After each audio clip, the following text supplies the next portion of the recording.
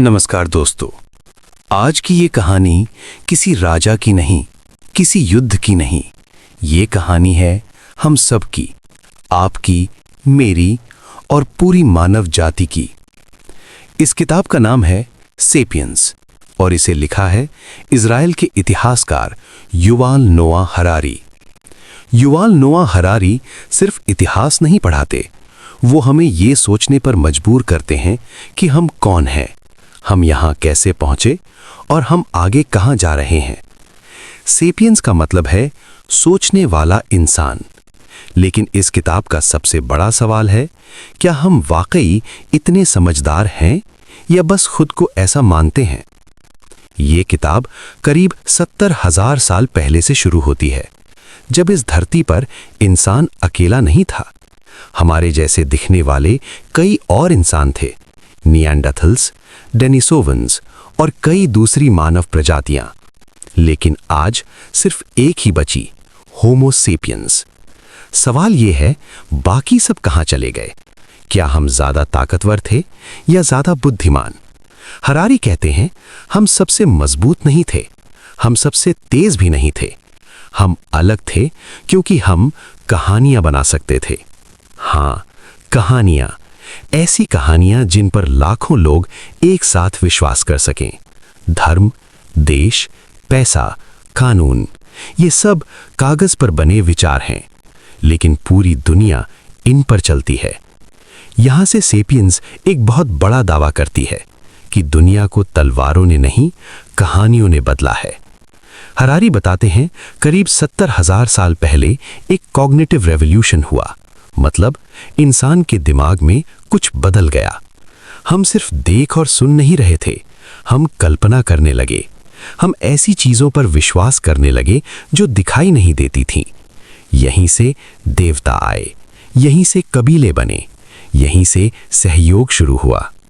अब सोचिए, एक बंदर 50 से ज्यादा दूसरे बंदरों के साथ शांतिपूर्वक नहीं रह सकता, लेकिन एक इंसान लाखों अजनबियों के साथ रह सकता है। क्यों? क्योंकि हम एक ही कहानी पर विश्वास कर लेते हैं। हम मान लेते हैं, ये हमारा देश है, ये हमारा धर्म है, ये हमारा नियम है, और यही विश्वास हमें जोड़ देता है। सेपियंस यहां एक कड़वी सच्चाई सामने रखती है। प्रगति हमेशा खुशी नहीं लाती। जैसे जैसे इंसान आगे बढ़ा, उसने खेती सीखी, खेती जिसे हम सभ्यता की शुरुआत कहते हैं। हरारी कहते हैं, खेती इंसान के लिए नहीं, इंसान खेती के लिए काम करने लगा। शिकारी जीवन में इंसान कम काम करता था, ज्यादा आजाद था। खेती आई तो जमीन, मालिकाना और संघर्ष आया। अब इंसान एक जगह बंध गया, उसकी जिंदगी कठिन हो गई। लेकिन आबादी बढ़ी और इंसान ने सोचा, ये तरक्की है। लेकिन क्या ये सच में तरक्की थी या सिर्फ संख्या का भ्रम? सेपियंस आपको ये सोचने पर मजबूर करती है कि इतिहास हमारी जरूरतों के अनुसार लिखा गया है या सच्चाई के अनुसार। हरारी ये भी बताते हैं, जानवरों को कभी इतनी पीड़ा नहीं दी गई जितनी आधुनिक इंसान ने पालतू जानवरों को दी। दूध, मांस, अंडे, सब सुविधा के लिए, लेकिन कीमत किसने चुकाई? ये किताब इंसान को महान नहीं बनाती, ये उसे ईमानदार बनाती है। ये कहती है, हम भगवान नहीं हैं, हम जिम्मेदार प्राणी हैं, और अगर हम अपने अतीत को समझेंगे नहीं तो भविष्य और भी खतरनाक हो सकता है। अब ये कहानी सिर्फ इतिहास नहीं रही, ये एक आईना बन चुकी है जिसमें हम खुद को देख रहे हैं। आगे हम जानेंगे कैसे धर्म, पैसा और साम्राज्य इंसान को जोड़ते भी हैं और तोड़ते भी हैं। कैसे हमने आजादी के नाम पर खुद को और बांध लिया, और कैसे आने वाला समय इंसान को देवता बना भी सकता है और खत्म भी कर सकता है। लेकिन फिलहाल इतना याद रखिए, हम इस धरती के मालिक नहीं हैं, हम सिर्फ एक कहानी का हिस्सा है।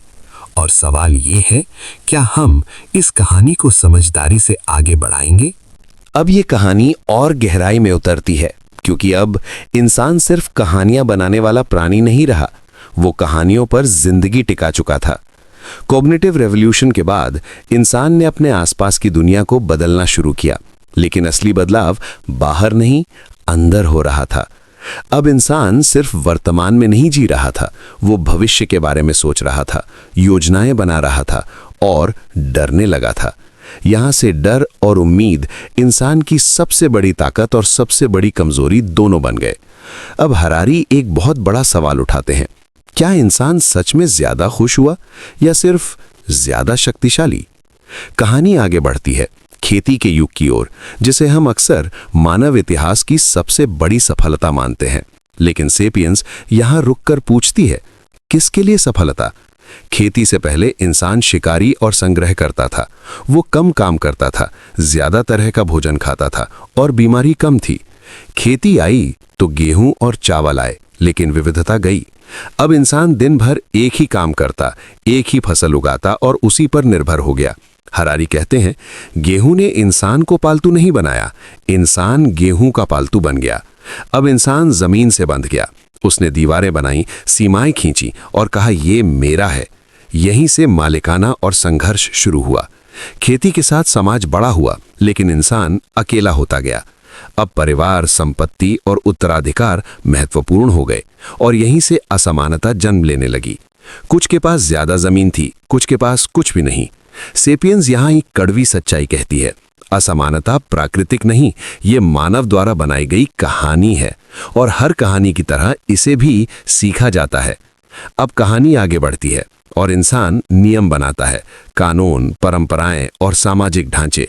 इनका उद्देश्य था व्यवस्था बनाए रखना, लेकिन धीरे धीरे ये नियम इंसान से बड़े हो गए। अब इंसान नियमों के लिए जीने लगा, ना कि नियम इंसान के लिए। हरारी यहां बहुत शांत स्वर में कहते हैं, इतिहास हमेशा न्याय की ओर नहीं बढ़ता, वो सिर्फ बदलाव की ओर बढ़ता है और बदलाव हमेशा अच्छा नहीं होता। अब हम धर्म की ओर आते हैं। धर्म एक ऐसी कहानी जिसने लाखों लोगों को एक साथ जोड़ा। धर्म ने कहा, दुनिया में एक व्यवस्था है, एक नियम है और एक अर्थ है। इसने इंसान को सांत्वना दी, लेकिन साथ ही सीमा भी खींची। ये सही है, ये गलत है, और यहीं से संघर्ष और युद्ध भी जन्मे। सेपियंस धर्म को अच्छा या बुरा नहीं कहती, ये कहती है धर्म एक उपकरण है जो इंसान को जोड़ भी सकता है और तोड़ भी सकता है। अब कहानी एक और दिशा लेती है, पैसे की ओर। हरारी कहते हैं, पैसा सबसे सफल मानव कहानी है, क्योंकि हर इंसान इस पर विश्वास करता है। आप किसी भगवान पर विश्वास ना करें, लेकिन पैसे पर करते हैं। कागज या अंक, इनका कोई प्राकृतिक मूल्य नहीं, लेकिन पूरी दुनिया इन्हीं पर चलती है। ये विश्वास इंसान को अजनबियों के साथ भी जोड़ देता है और यही पैसे की असली ताकत है। अब ये कहानी और भी स्पष्ट हो जाती है। हम जिस दुनिया में रहते हैं वो प्राकृतिक नहीं, वो कल्पनाओं से बनी है, लेकिन ये कल्पनाएं इतनी शक्तिशाली हैं कि हम उनके बिना जी नहीं सकते। आगे हम जानेंगे कैसे साम्राज्य इन कहानियों को फैलाते हैं, कैसे संस्कृति हमारी सोच को आकार देती है और कैसे विज्ञान इन सब को फिर से चुनौती देता है। लेकिन अभी बस इतना समझ लीजिए, हम इतिहास के निर्दोष पात्र नहीं, हम उसके निर्माता भी हैं और यही जिम्मेदारी सबसे भारी है। अब कहानी एक और बड़े मोड़ पर पहुंचती है, क्योंकि अब इंसान सिर्फ कहानियों पर विश्वास नहीं कर रहा, वो कहानियों को दुनिया भर में फैलाने लगा है। यहां से साम्राज्यों का युग शुरू होता है। हरारी बताते हैं, साम्राज्य सिर्फ जमीन नहीं जीतते, वे सोच जीतते हैं। जब एक साम्राज्य किसी इलाके पर कब्जा करता है तो वो अपनी भाषा, अपने कानून और अपनी संस्कृति भी लाता है। धीरे धीरे लोग अपनी पुरानी पहचान भूलने लगते हैं और नई पहचान अपना लेते हैं। अब सवाल उठता है, क्या ये जबरदस्ती थी या सुविधा? सेपियंस यहां एक संतुलित बात करती है। कई बार साम्राज्यों ने भयानक अत्याचार किए, लेकिन साथ ही उन्होंने दूर दूर के लोगों को एक व्यवस्था में जोड़ा भी। सड़कें, व्यापार और कानून, इन सब ने दुनिया को एक दूसरे से जोड़ दिया, लेकिन कीमत हमेशा किसी ने चुकाई, अक्सर कमजोर लोगों ने। अब कहानी संस्कृति की ओर मुड़ती है। हरारी कहते हैं, संस्कृति कोई स्थिर चीज नहीं, ये लगातार बदलती रहती है। जो हमें सही लगता है वो किसी और समाज में गलत हो सकता है, और जो आज गलत लगता है वो कभी सामान्य था। सेपियंस यहां एक कठिन सवाल पूछती है, क्या कोई सार्वभौमिक सही और गलत होता है, या फिर सब कुछ संस्कृति की कहानी है? अब इंसान नैतिकता और नियम बनाता है, लेकिन वे नियम आसमान से नहीं गिरते, वे मानव कल्पना से जन्म लेते हैं, और जब लाखों लोग उन पर विश्वास करते हैं तो वे हकीकत बन जाते हैं। अब कहानी एक और महत्वपूर्ण विषय की ओर बढ़ती है, खुशी। हरारी पूछते हैं, इतनी प्रगति के बाद क्या इंसान वाकई ज्यादा खुश है? हमारे पास अधिक सुविधा है, अधिक सुरक्षा है, अधिक जानकारी है, लेकिन क्या हमारे पास अधिक संतोष भी है? सेपियंस यहां एक चौंकाने वाली बात कहती है। इतिहास खुशी को मापने की कहानी नहीं है, वो शक्ति और नियंत्रण की कहानी है। अब कहानी विज्ञान की ओर मुड़ती है। विज्ञान जिसने इंसान को प्रकृति पर अभूतपूर्व शक्ति दी, लेकिन विज्ञान एक अजीब शर्त पर काम करता है। वो कहता है, हम नहीं जानते, और यही उसकी सबसे बड़ी ताकत है। जब इंसान ने यह स्वीकार किया कि उसे सब कुछ नहीं पता, तभी खोज शुरू हुई। नई मशीनें, नई दवाइयां और नई सोच। लेकिन विज्ञान भी निष्पक्ष नहीं। वो जिसे पैसा और सत्ता दिशा देती है, अब सेपियंस एक और कड़वी सच्चाई सामने रखती है। प्रगति अक्सर प्रकृति की कीमत पर आती है। जंगल कटते हैं, जानवर खत्म होते हैं और संतुलन बिगड़ता है। इंसान इस धरती पर सबसे शक्तिशाली प्राणी बन गया, लेकिन सबसे जिम्मेदार नहीं। अब ये कहानी हमें रोककर सोचने पर मजबूर करती है। अगर हम इतने शक्तिशाली हैं, तो क्या हम इतने समझदार भी हैं? और अगर नहीं, तो आगे क्या होगा? आगे हम जानेंगे कैसे विज्ञान, पूंजी और तकनीक इंसान को देवता जैसी शक्ति देने लगे, और कैसे भविष्य इतिहास से भी ज्यादा खतरनाक हो सकता है। लेकिन फिलहाल इतना समझिए, हम इतिहास की धारा में बह नहीं रहे, हम उसे दिशा दे रहे हैं, और यही सबसे बड़ी जिम्मेदारी है। अब ये कहानी और भी गंभीर और भविष्य की ओर मुड़ जाती है, क्योंकि अब इंसान सिर्फ इतिहास नहीं बना रहा, वो प्रकृति के नियमों को बदलने की कोशिश कर रहा है। यहां से वैज्ञानिक क्रांति का दौर शुरू होता है। हरारी बताते हैं, विज्ञान की सबसे बड़ी खोज कोई मशीन नहीं थी, वो था ये स्वीकार करना कि हम नहीं जानते। जब इंसान ने ये मान लिया कि उसे सब कुछ नहीं पता, तभी सवाल पैदा हुए, और सवालों से खोज, खोज से तकनीक, और तकनीक से असीम शक्ति। अब इंसान बीमारियों को हराने लगा, महाद्वीपों को जोड़ने लगा, और प्रकृति को नियंत्रित करने लगा। लेकिन इस शक्ति के साथ एक और चीज आई, लालच। विज्ञान अकेले नहीं चलता, उसे धन चाहिए, उसे समर्थन चाहिए, और यहीं से पूंजीवाद कहानी में प्रवेश करता है। पूंजीवाद एक ऐसी व्यवस्था जो भविष्य पर विश्वास करती है। ये कहती है, आज निवेश करो, कल फायदा होगा। बैंक, कंपनियां और बाजार सब इसी विश्वास पर चलते हैं।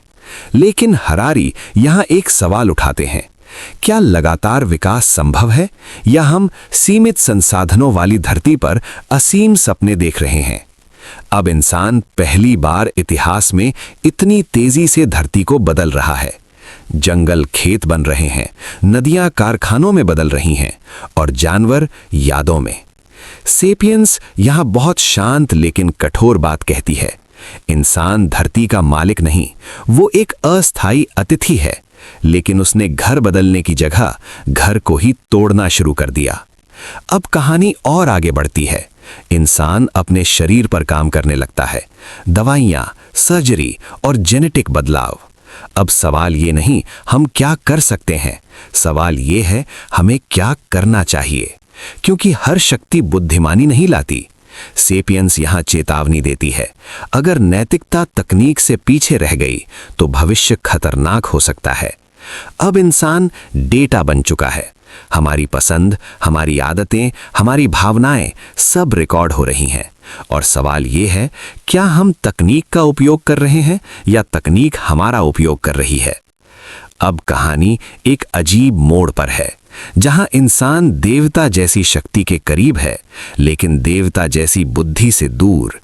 आगे हम उस भविष्य में झांकेंगे जहां इंसान खुद को फिर से परिभाषित करेगा, जहां जीवन और मशीन की सीमा धुंधली हो जाएगी, और जहां सबसे बड़ा सवाल ये नहीं होगा हम क्या कर सकते हैं, बल्कि ये होगा हम क्या बनना चाहते हैं। अब ये कहानी अपने सबसे संवेदनशील और गहरे चरण में प्रवेश करती है, क्योंकि अब सवाल इतिहास का नहीं, भविष्य का है, और उससे भी ज्यादा इंसान की पहचान का है। हरारी यहां एक बहुत असहज लेकिन जरूरी बात कहते हैं। आने वाले समय में इंसान की सबसे बड़ी चुनौती गरीबी, भूख या युद्ध नहीं होगी। सबसे बड़ी चुनौती होगी अर्थ की कमी, क्योंकि जैसे जैसे तकनीक आगे बढ़ेगी, इंसान की जरूरत कम होती जाएगी। मशीनें काम करेंगी, एल्गोरिदम फैसले लेंगे, और इंसान धीरे धीरे प्रणाली से बाहर होता जाएगा। अब तक इतिहास में इंसान की कीमत थी उसकी मेहनत, उसकी ताकत या उसका दिमाग, लेकिन अब मशीनें हमसे तेज सोच सकती हैं, हमसे बेहतर याद रख सकती हैं और हमसे ज्यादा सटीक फैसले ले सकती हैं। तो सवाल यह है, ऐसे समय में इंसान का मूल्य क्या होगा? सेपियंस यहां एक नया शब्द सामने रखती है, बेकार वर्ग। मतलब ऐसे लोग जो न तो अर्थव्यवस्था के लिए जरूरी होंगे और न ही सेना के लिए। इतिहास में ऐसा कभी नहीं हुआ कि बड़ी आबादी पूरी तरह अप्रासंगिक हो जाए। ये विचार डरावना है, लेकिन हरारी डराने के लिए नहीं, जगाने के लिए ये कहते हैं। अब कहानी डेटा की ओर मुड़ती है। आज की दुनिया में सबसे कीमती चीज तेल नहीं, डेटा है। आप क्या देखते हैं, आप क्या पसंद करते हैं, आप कब उदास होते हैं, ये सब रिकॉर्ड हो रहा है, और ये डेटा एल्गोरिदम को आपसे ज्यादा आपको जानने में मदद कर रहा है। अब सवाल यह है, अगर कोई प्रणाली आपको आपसे बेहतर जानती है, तो फैसले कौन लेगा, आप या वो प्रणाली? सेपियंस यहां चेतावनी देती है, अगर हमने अपनी आजादी धीरे धीरे सुविधा के बदले दे दी, तो हमें पता भी नहीं चलेगा और हम स्वतंत्र से निर्देशित बन जाएंगे। अब हरारी धर्म की ओर वापस लौटते हैं, लेकिन ये पुराना धर्म नहीं, ये नया धर्म है, टेक्नोलॉजी का धर्म, जहां मानव अनुभव से ज्यादा डेटा को सत्य माना जाएगा। अगर एल्गोरिदम कहे ये सही है, तो इंसान सवाल नहीं करेगा, क्योंकि मशीन कभी गलती नहीं करती। लेकिन क्या वाकई? हरारी यहां बहुत साफ कहते हैं, एल्गोरिदम नैतिक नहीं होते, वे सिर्फ लक्ष्य पूरा करते हैं। अगर लक्ष्य गलत है, तो परिणाम भयानक हो सकता है। अब कहानी एक और दिशा लेती है, खुशी की दिशा। इतनी प्रगति के बाद भी क्या इंसान खुश है या बस व्यस्त है? सेपियंस यहां बताती है, खुशी इतिहास का मुख्य उद्देश्य कभी नहीं रही। राजा, साम्राज्य और सरकारें सब शक्ति चाहते थे, खुशी व्यक्तिगत जिम्मेदारी बनी रही। अब इंसान खुशी भी तकनीक से चाहता है। दवाइयां मन को नियंत्रित करती हैं, ऐप्स ध्यान सिखाते हैं, लेकिन सवाल यह है, क्या खुशी बाहर से मिली जा सकती है या वो अंदर की समझ है? अब हरारी एक बहुत गहरी बात कहते हैं, अगर भविष्य में हम दुख महसूस ही ना करें, तो क्या खुशी का कोई मतलब रहेगा? क्योंकि हर भावना तुलना से जन्म लेती है। अब कहानी मानव चेतना की ओर बढ़ती है। हम सोचते हैं हम स्वतंत्र हैं, लेकिन क्या हमारे फैसले वाकई हमारे हैं या वे रसायनों, यादों और सामाजिक प्रभावों का परिणाम है? सेपियंस यहां कोई सीधा जवाब नहीं देती, ये बस एक आईना थमा देती है और कहती है, देखो, समझो और तय करो, क्योंकि अगर इंसान खुद को समझना छोड़ देगा, तो वो सब कुछ पा सकता है, लेकिन खुद को खो देगा। अब ये कहानी अपने अंतिम मोड़ के करीब है, जहां सबसे बड़ा सवाल ये नहीं है हम क्या बना सकते हैं, सबसे बड़ा सवाल ये है हम किस तरह का इंसान बनना चाहते हैं। अब ये यात्रा अपने अंतिम और सबसे महत्वपूर्ण पड़ाव पर पहुंचती है। यहां सवाल इतिहास का नहीं, भविष्य की तकनीक का भी नहीं, यहां सवाल है मानव होने का। हरारी इस अंतिम हिस्से में सीधे हमारे सामने खड़े होते हैं और पूछते हैं, अब आगे क्या? जब इंसान इतना शक्तिशाली हो चुका है, जब उसने प्रकृति को बदल दिया, जानवरों को नियंत्रित कर लिया और खुद के शरीर तक हस्तक्षेप करने लगा, तो अगला कदम क्या है? यहां से सेपियंस एक नए युग की बात करती है। होमो सेपियंस से आगे होमो देवुस, मतलब ईश्वर जैसा इंसान। ऐसा इंसान जो बूढ़ा नहीं होगा, जो बीमार नहीं पड़ेगा और शायद कभी मरेगा भी नहीं।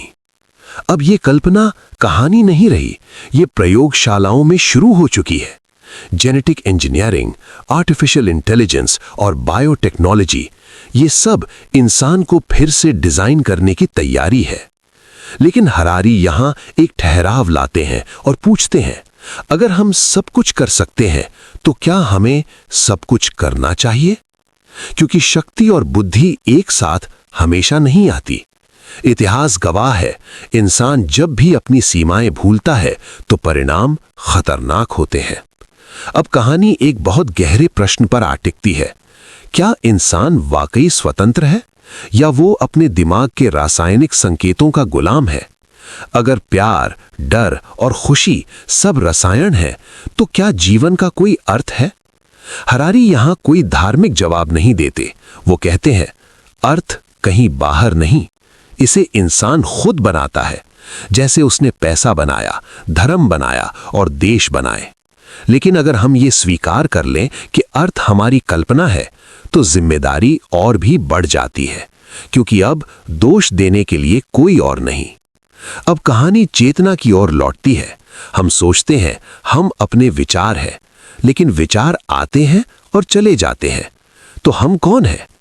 सेपियंस यहां बहुत शांत लेकिन गहरी बात कहती है। आप अपने विचार नहीं, आप उन्हें देखने वाले हैं। और यही समझ शायद भविष्य में इंसान को बचा सकती है, क्योंकि अगर हम अपने विचारों और इच्छाओं को देख सकते हैं तो हम उन्हें नियंत्रित भी कर सकते हैं। लेकिन अगर एल्गोरिदम हमसे पहले हमें समझ ले तो नियंत्रण किसके हाथ में होगा? हरारी यहां चेतावनी देते हैं, भविष्य की लड़ाई हथियारों की नहीं होगी, वो चेतना की होगी। जो समझेगा वो नियंत्रित करेगा। अब ये कहानी फिर से शुरुआत पर लौटती है। 70,000 साल पहले जब इंसान एक छोटा सा डरा हुआ प्राणी था और आज वो पूरे ग्रह को बदलने की ताकत रखता है। लेकिन सवाल अब भी वही है, क्या हम इतने समझदार हैं कि इस ताकत को संभाल सके? सेपियंस किसी निष्कर्ष पर नहीं पहुंचती, ये आपको कोई आदेश नहीं देती, ये सिर्फ आपके हाथ में एक सवाल थमा देती है। अब जब हम देवता बनने के करीब हैं, तो क्या हम जिम्मेदार इंसान भी बन पाएंगे? क्योंकि भविष्य तकनीक से नहीं, चुनाव से बनेगा। और ये चुनाव सरकारें नहीं, एल्गोरिदम नहीं, हम करेंगे, आप और मैं। यही सेपियंस का अंतिम संदेश है। इतिहास खत्म नहीं हुआ, वो अब आपके हाथ में है। अगर इस कहानी ने आपको इंसान होने के बारे में नई तरह से सोचने पर मजबूर किया, अगर आपको लगा कि इतिहास सिर्फ अतीत नहीं, हमारी जिम्मेदारी भी है, तो इस वीडियो को लाइक जरूर करें ताकि ऐसी सोच और लोगों तक पहुंच सके। हमारे YouTube channel my Galaxy tour को सब्सक्राइब करें। यहां हम लाते हैं दुनिया की सबसे प्रभावशाली किताबों की सरल और गहरी हिंदी ऑडियो बुक समरीज। अगर आपको mind opening books, history, philosophy और फ्यूचर थिंकिंग पसंद है तो ये चैनल आपके लिए ही है। इस वीडियो को अपने दोस्तों और परिवार के साथ शेयर करें, क्योंकि सही सवाल भविष्य की दिशा तय करते हैं। मिलते हैं अगली किताब के साथ, तब तक सोचते रहिए। धन्यवाद।